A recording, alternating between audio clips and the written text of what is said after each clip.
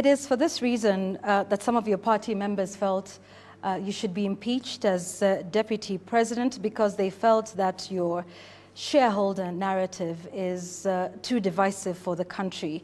And let me just remind Kenyans that in the run-up to your impeachment, you were vocal about a concept that you called shareholding in government.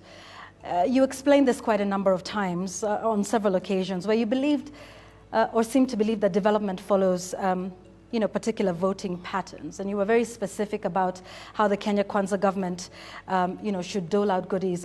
I want us together to watch what you said about the shareholding narrative in government, and then we can seek some more understanding. Hii serikali ni kampuni na ni ya shares. Si ndio? Ni ya shares. Kuna wenye kampuni, wale wako na shares mingi, kuna wale wako na chache, kuna wale hawana. Sasa nyinyi mliinvest kwa hii kampuni ya William Ruto na Rigathi Gachagua. Sasa lazima mvune. Yule ambaye alipanda atafanya nini? Si mlipanda? Si mliamuka mapema? Mukasema hamtaki kusikia mambo ya ile system na nini? Mukainvest, mukapanda, mukapalilia, mukaweka mbolea, mukamwagilia maji, wakati ya kuvuna ndio huu. Najua wengine wananikashifu ati mimi nasema ati wale walipanda wavune kwanza. Iko makosa? Iko makosa? Hata hao watavuna, lakini wangoje. Si wale walipanda na wavune kwanza. Wakishavuna wavune, ile tabaki kidogo, wale wakupanda waingie, watafute huko nini, ile tapatikana wachukue, wakwende. Si yuko namna hiyo? Mr. Gachagua, maybe you've never been given an opportunity. I want to do that now. Please explain to us this shareholding concept and how does it work? Even this matter has been taken out of context. Government formation is a process. And a coalition government is formed based on an agreement. I sat down with William Ruto and on behalf of the mountain people, negotiated our expectation from his government. And he negotiated the votes he wanted from our region. And he did negotiate with me that he wanted 70% of our votes. And in exchange, he would give us 40% of the government. It was not written, it was a gentleman's agreement. He sat down with the people of Western Kenya. They were wiser than me. They demanded an agreement. He demanded 70% of their vote. They demanded 30% of government.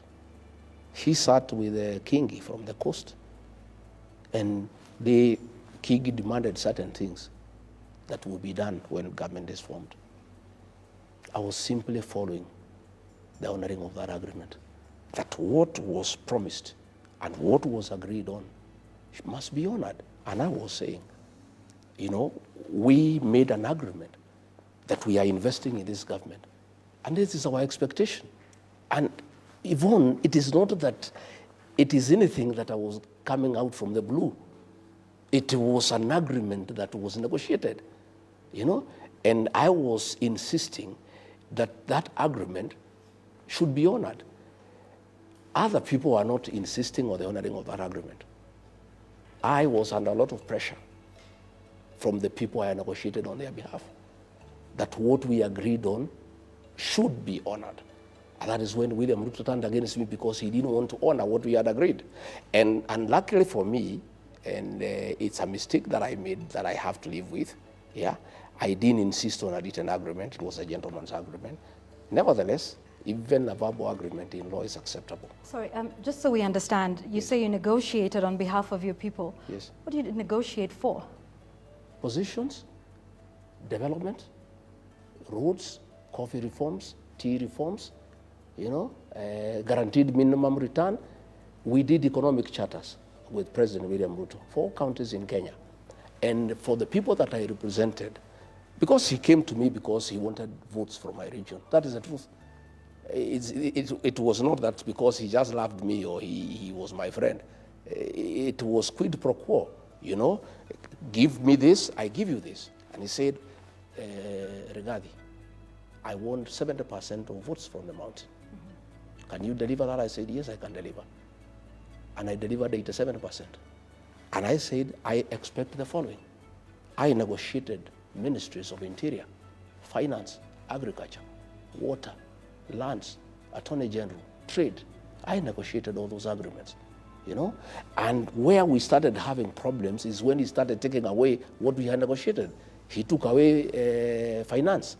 I had negotiated finance, he gave to Professor Ndungu. He took it away and gave it to Joe Mbadi. I had negotiated interior. I had negotiated trade. I had negotiated that and that.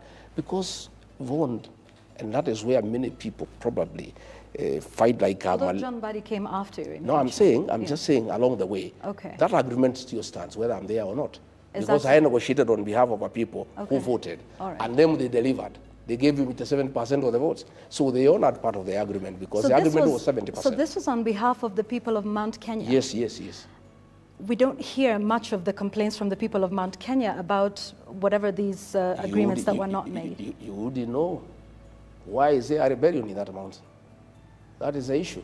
It's only that I speak out. Other leaders don't speak out because they have been compromised. I speak out. And why do I speak out, Vaughan? Because I'm the one who entered the agreement on their behalf. I am the one who is taken to task, yeah, by the population. You came and promised us. You told us we vote for this man. Yeah, we are going to have coffee reforms. We are going to have tea reforms. We are going to fight alcohol. Yeah. We are going to do ABCD. We are going to improve the environment for business. Now, things have turned upside down. We are being overtaxed. We are being levied too many taxes. You misled us. So what I was doing is responding from the pressure from the people on whose behalf I negotiated with William Ruto. But I took it up with him. Yeah, but